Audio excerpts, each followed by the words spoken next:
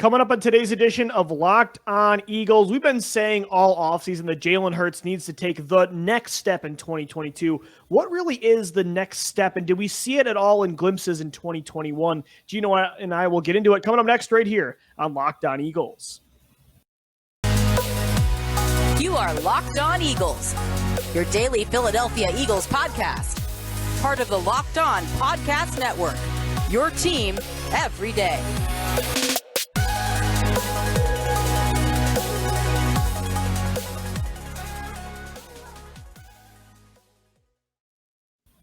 Thank you so much for making Locked On Eagles your first listen each and every day. Welcome in, Eagles fans, to a Tuesday edition of the show. It's episode 2 this week of 5. Download it into your phone wherever you get the podcast, also in video form on YouTube. And make sure you hit us up on Twitter at LockdownBirds, at DiBiase LOE, and at GC24_football. I am Louie DiBiase. He's Gino Camilleri. Getting into Jalen Hurts today.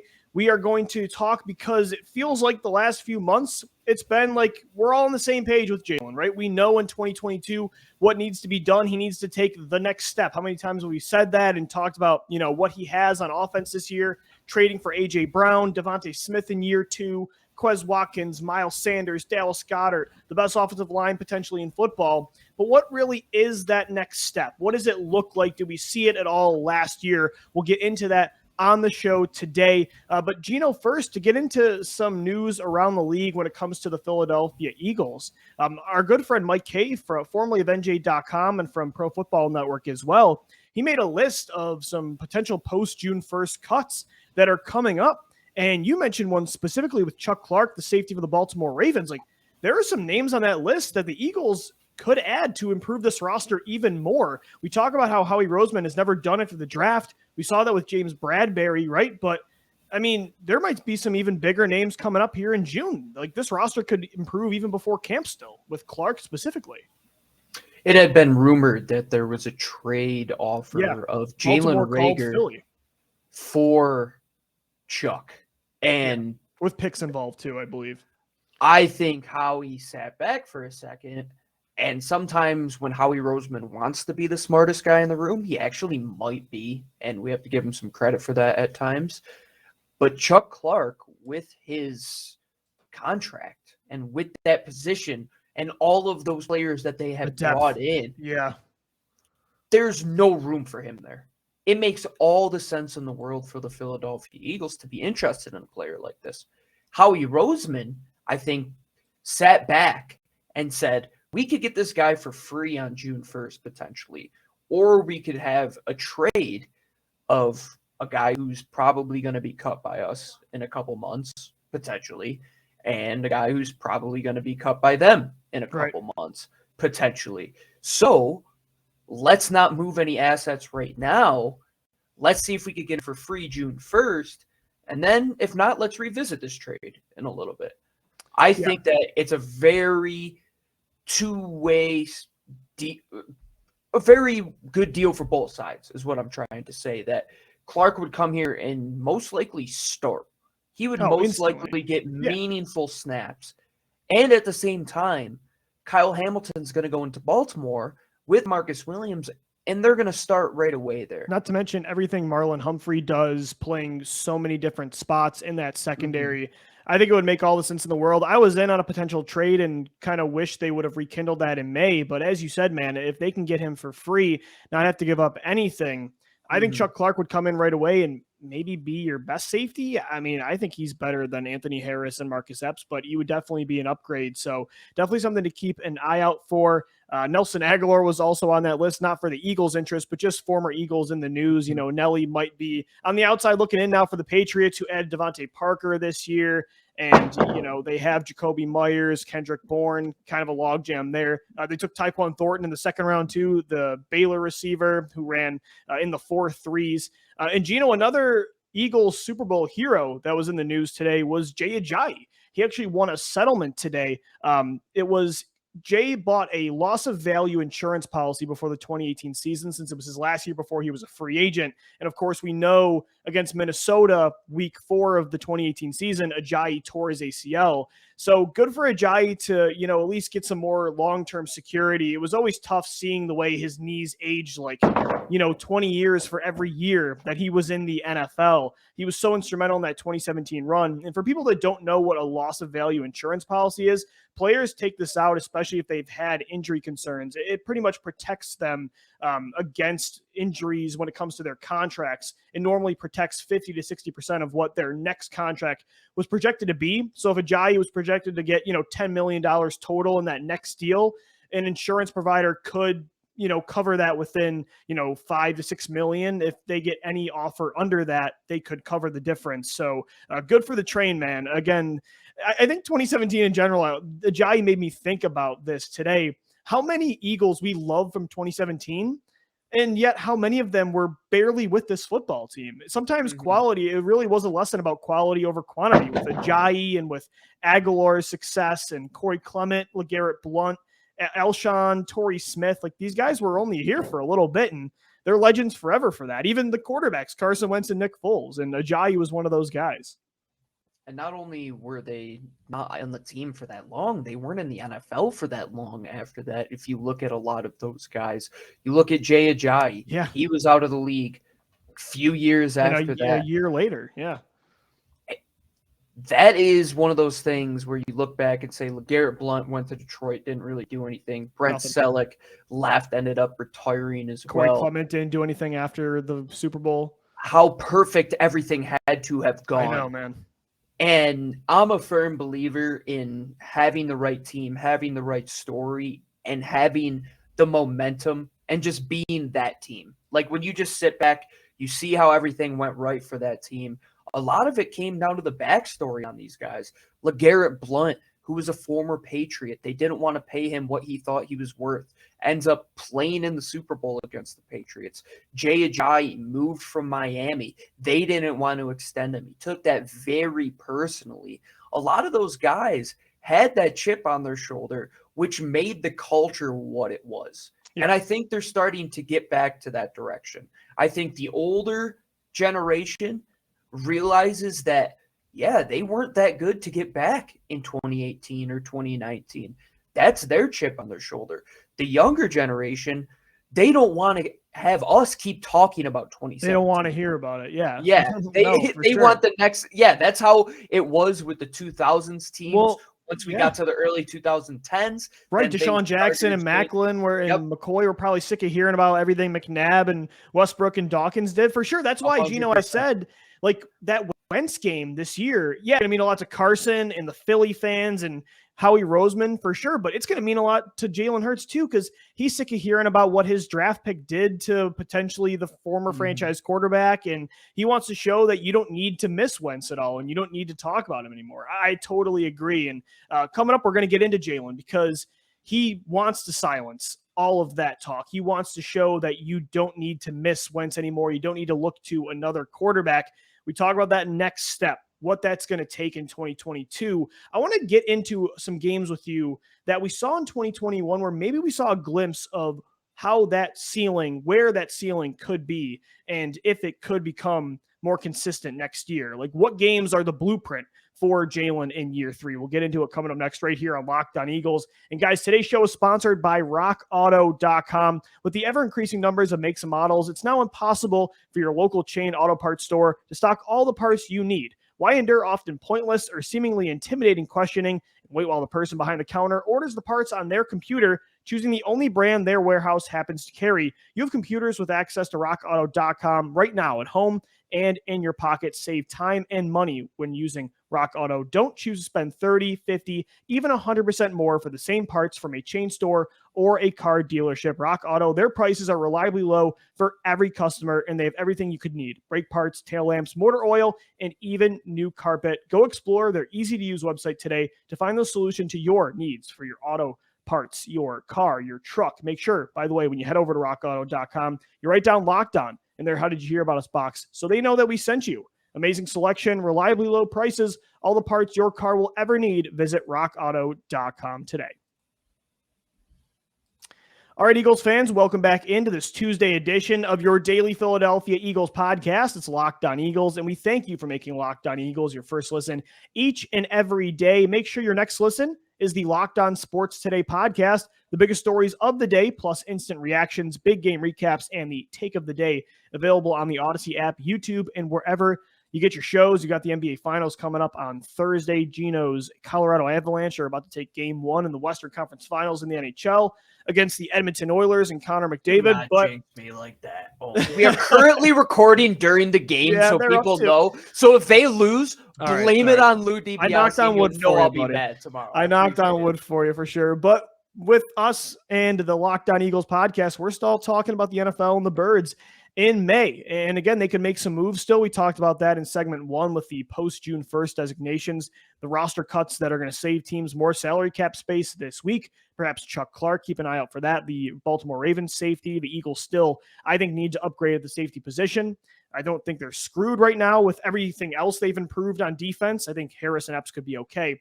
But, again, the big improvement right now, this roster looks ready to go on paper. It's going to be, again, how many times have we said, the car is ready. It's now for the driver to really show that he can drive this bad boy, and that's Jalen Hurts. And, we all know, we keep saying the next step. I know this show, probably every Eagles podcast, every article about Jalen has mentioned that step, right? And we know what that is. We know what a great quarterback looks like. We know when they're on another level, and they did take that next step, right? We've seen it before with former Eagles quarterbacks. We saw it with Michael Vick in 2010 when we knew he put everything together. We knew Carson put everything together in 2017. We've seen Mahomes and Josh Allen and Lamar. We know what it looks like.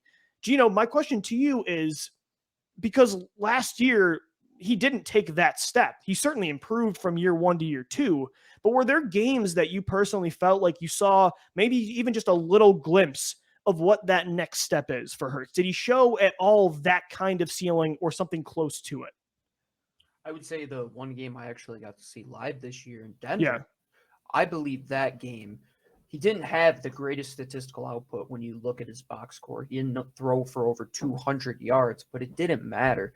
He made explosive plays in both ways, with his arm, with his legs. I know you had tweeted out a run from that game from Jalen Hurts where he absolutely destroyed everybody on the defense, breaking ankles left and right. Well, at the same time, he was destroying the defense with his arm. You look at that play to Devontae Smith in the end zone where he goes up and gets it over Pat Surtain.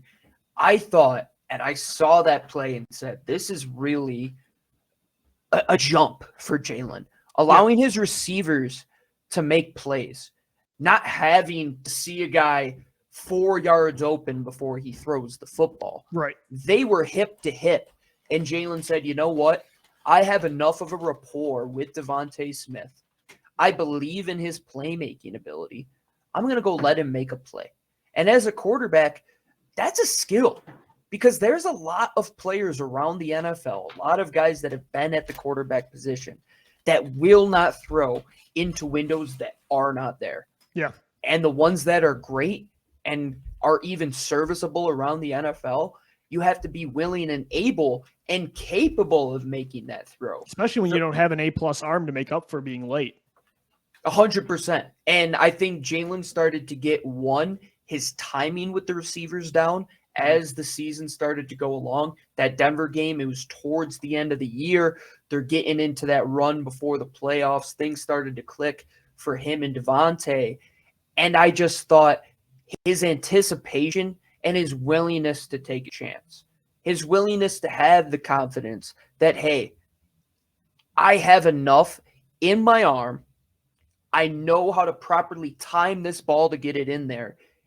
And I will only make my receiver believe in me even more by giving him a chance. And that's a two-way relationship, which I think is only going to bloom even greater as this season goes on. Now that A.J. Brown, a very close friend of Jalen Hurts, is there. Devontae Smith will be in another year. Jalen will be in his third year. And, add in all the other guys around him that you could give Dallas Goedert a chance. We've seen Quez Watkins go up and get 50-50 balls. I really believe that if you look at the guys that they have brought in to be next to Jalen Hurts, they all have the ability to go up and make plays outside of their frame. Definitely. Give him a chance, Jalen. That was a huge step in the right direction. I thought that Denver game, it might not be the flashiest game in fantasy, in real life, but efficiency. Yeah, it was he the was start. Very efficient in that stretch. You look at that game, those two games after Detroit, right, where they kind of opened up, established themselves Detroit the run-first offense. Low-key the spark that lit that flame. Yeah, it was, because they changed their philosophy, but it did feel like the game started to slow down for Hurts, and you look at the Chargers game and the Broncos game is really when he started to turn things around. I will say that Kansas City game early on in the season was like the first flash you had early in the season where he had 48 passing attempts, 387 yards, a 66.7% completion percentage, 2 touchdowns, no picks. Went toe-to-toe with Patrick Mahomes for at least, 2.5 quarters, added 47 yards on top of it, over 400 yards from scrimmage that day. It did feel like things passing-wise were coming more naturally for the first time in that football game. You saw him throwing more with anticipation over the middle of the field. He still struggled to stay inside a safe pocket. He was getting antsy, but he climbed the ladder multiple times, like that one throw he had to Dallas Goedert in the honey hole on the left sideline. He sticks in a pocket.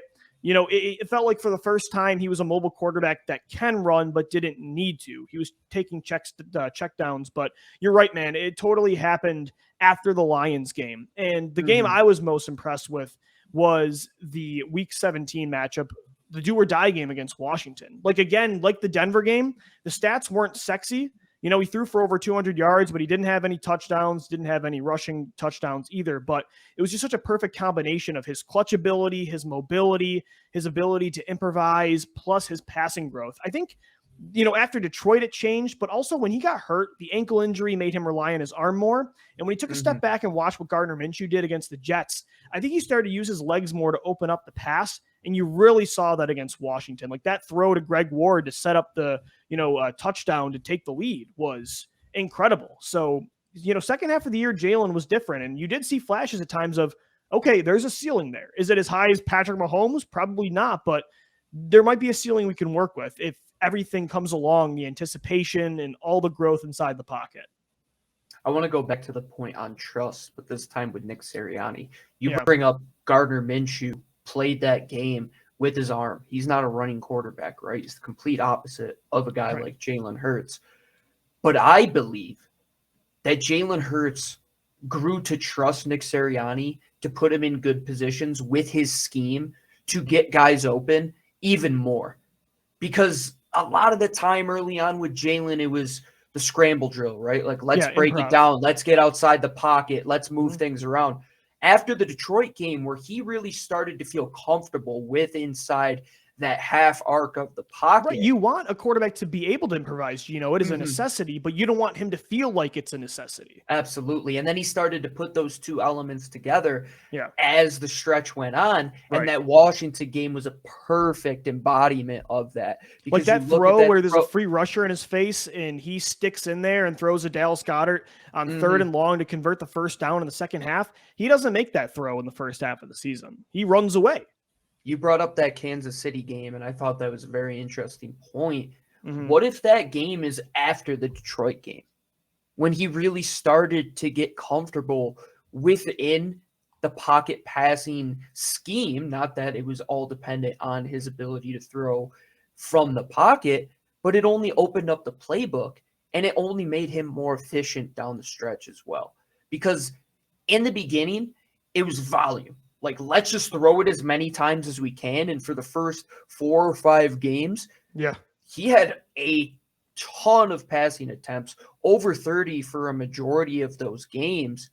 That Kansas City game, you started to realize, okay, he can throw for volume if things start to go right and he starts to believe in the scheme, in the system, trusting his receivers. So if that game is in week 14, Lou, might be a little bit closer, and I think that would have been really one of the key games we look at to see Jalen's development. But I think the second Giants game and that Washington game, especially to rebound after the dreadful performance of what that first Giants game was. 3 interceptions. It was awful. To go into that game and redeem yourself instantly just a couple weeks later and know what was on the line, the following week in Washington, where you could rest up in that Dallas game to go on the road and play Tampa, knowing the context around that situation, that's one of those games where you put an extra plus next to the quarterback. Well, can he do it late in the year? Can he do it in late game situations? And can you do it when he you do it with the playoff on the line? Yeah, the playoffs 100%. Are on the line. And I remember in that Washington game early on, the Eagles are down 10. Their defense was struggling. They were not getting to Heineke. The offensive line really didn't look that good either.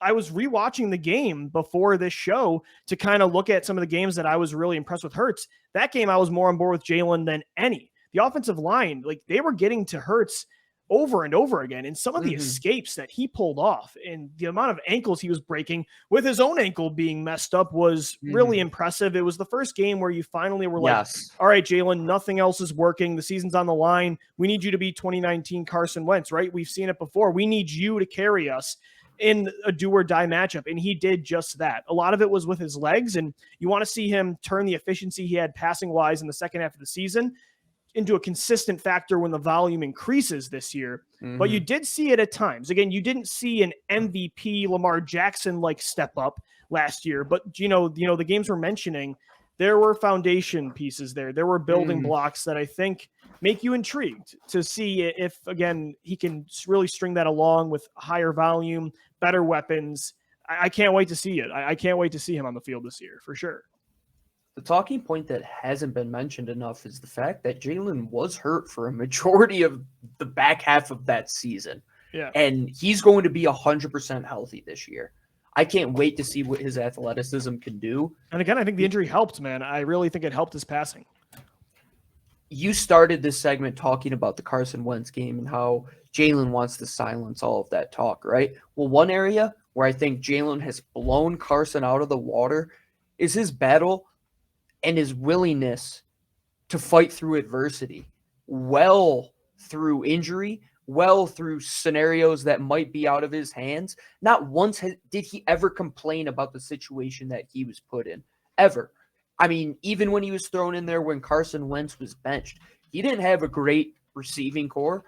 He didn't complain about it. He went out there, did his thing, went into that offseason, didn't know what was going to happen, overcame adversity, and got into this full season, led the team to the playoffs with a good team around him, now has a better team around him. If you put all the off-field IQ, just football guy things together with his improvement in on-field play, you can't help but think that he could get into that top 12 range without really trying, but he could potentially get into the conversation for maybe the top 10 quarterbacks in the league if he puts it together and really does everything we're talking about this year. We'll see, man. There's a lot of pressure, but again, it's a great opportunity for Hurts this year. And I think there were some games, last year, and again, the playoff game sucked. It kind of confirmed again that he's not there yet as a passer, and it makes you doubt if he'll ever get there. But there were some times it wasn't like last year, the entire season, you never thought that potential was where the window never even opened up just a little bit. You know what I mean? So it wasn't open. Not like Sam Bradford, where you're like, this thing just needs to it's end. never outside of him being a first overall pick. It hasn't ever happened on the field. Jalen, there were moments you're like, whoa, that's a franchise quarterback. So not nearly enough. It was like with Nick. It was like with Nick Foles in 2013. Right. Like, you're like, okay, I see some things. Yeah, and he never strung it along consistently. And then we're like, okay, we got our answer. Yep. But with Jalen, we'll see. He's going to get the chance to show that he can turn it into a consistent week-by-week basis or performance. We'll get into more coming up next. This is Locked On QB1 right here on Locked On Eagles, diving into Jalen Hurts and what the ceiling is for 2022. All right, Eagles fans, we're wrapping up this Tuesday edition of Locked On Eagles. Thank you so much for tuning in. We've got 3 other episodes this week. We did a show yesterday as well. 5 episodes, Monday through Friday on all podcast platforms, on YouTube as well. Gino, I posed an interesting question about Jalen Hurts today. I saw somebody was just talking about Hurts' rushing ability and how last year he led the league, I believe, with a 22% explosive run rate. And we knew that was always a strength of Hurts coming out of, Alabama, Oklahoma. He's one of the best mobile quarterbacks in the NFL. And again, typical me compares things to the past. And I was thinking about, how many mobile quarterbacks the Eagles have had. Randall Cunningham, Donovan McNabb, Michael Vick, Carson Wentz. With Jalen, I was thinking about like his running style, because numbers wise, he's there with every mobile quarterback. And if he's the long-term Eagle starter, he's going to be right up there numbers wise with, he's going to surpass McNabb, I think, and he'll be right there with Randall Cunningham. But with his style, like, who do you think he does compared to of a past Eagles quarterback rushing wise? Does he compare to Cunningham, McNabb, Vick, or Wentz more than the others? I would say probably Donovan. That's has what I more thought speed too. than Like Donovan. 2001, 2002 Donovan. Donovan was truly a marvel when he got into the open field. His nimbleness on his feet, his ability to just get around guys, and his ability to get through contact as well, something that Vic really never was able to hold up through. Randall Cunningham was very injury prone as well. Donovan, outside of the one game I happened to be at where he tears his Achilles, he held up well. Jalen Hurts has held up well through contact. You have to think of that big body-esque type of player. Well, the guy could squat 450 pounds or something. Absolutely. Donovan McNabb was very well put together in his lower half. He had very big trunk legs, I would say, for a quarterback. I mean, he's a thick guy now. If you look at him, he definitely always was having to cut weight for the season. We'll say that. Yeah, for sure. He had a linebacker body, and the NFL conditioning kept him in quarterback shape for sure. A heck of an arm. I would say though, there's probably not one in Eagles history that really compares to Jalen. I think he's very Vic's too unique explosive. character. He doesn't have the breakaway suddenness of Michael Vick. I think he's way more elusive in the open field than Carson Wentz. Like, I think, Wentz and Hurts had a power style of running for sure. I think he's kind of a mix of everybody. Yeah, I think maybe Prime McNabb's the first I thought of, but I did start watching, one of our listeners said Cunningham just because of the smoothness to his ability in the open field, and he didn't have the speed of Vic, but Hurts is a better athlete, I think, than McNabb and Wentz. So I do feel like Randall might be the, middle ground there. The thing with Cunningham, though, was, the guy's 6'4". The long strides and just it's like Kevin Durant playing quarterback. Oh my gosh. Yeah, no, honestly, for sure. He's one of the most talented quarterbacks of all time. So Jalen, yeah, he does have a unique style of his own. I think he's more like, quarterbacks outside of Philadelphia, Russell Wilson, and he's truly does have a unique rushing style, but I'd say he has a lot of Cam Newton in his rushing ability because you could run those read the edge defender, read the linebacker, zone reads, and Jalen Hurts might take it through an inside gap, and you're like, okay, he's a bigger guy. I could see that. They did that with Cam Newton all the time. You're not seeing quarterbacks that can rush. Yeah, now that I think about it, run Cam power plays through the gap, Right. Lamar does because he's so elusive, but I would say a lot of Cam, some Donovan McNabb to his game. Yeah. And I would say with Cunningham too, you look back at the plays he makes, the ability to just cut on a dime. Shady McCoy, luckily he trademarked that thing. Randall Cunningham truly was before his time and what he could do athletically. Hurts does that too. I was watching back a lot of games today.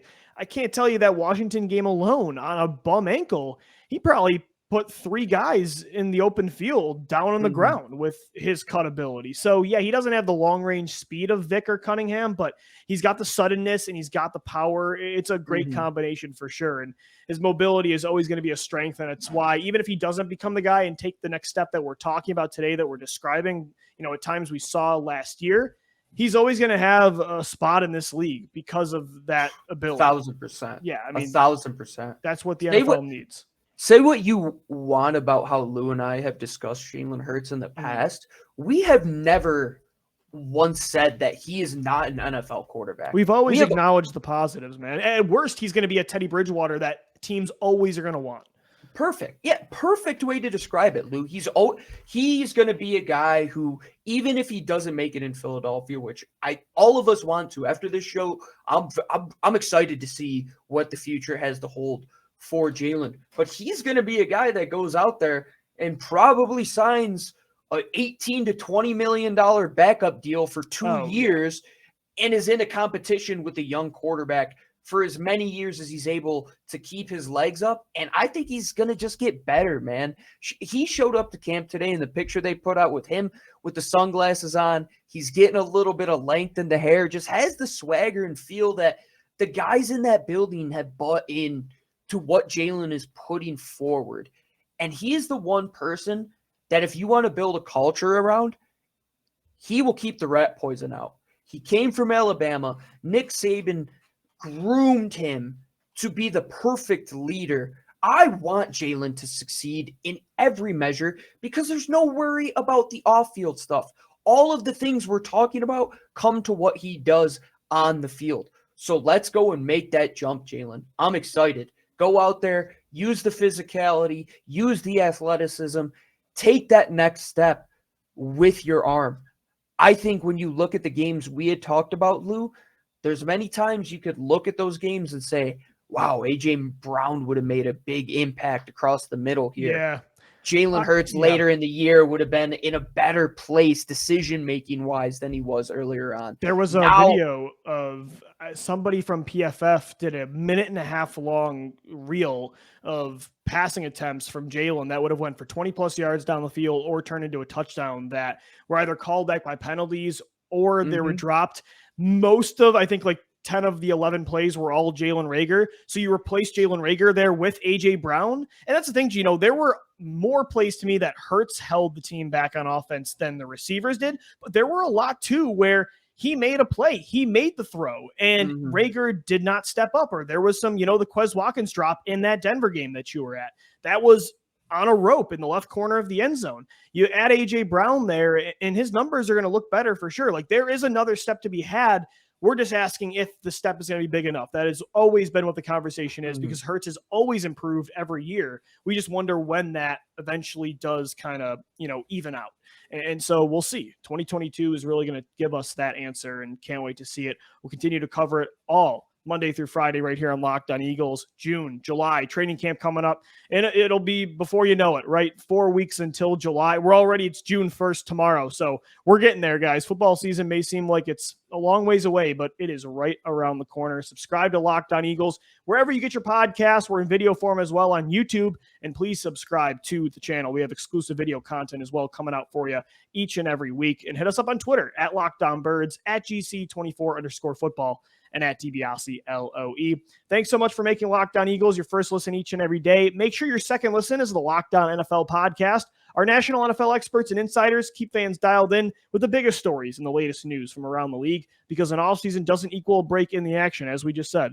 Follow Locked On NFL every day on the Odyssey app, YouTube, and wherever you get your shows. For Gino Camilleri, I'm Louie DiBiase signing off. As always, thank you for downloading, thank you for watching and listening, and let's go Birds. Fly, Eagles, fly.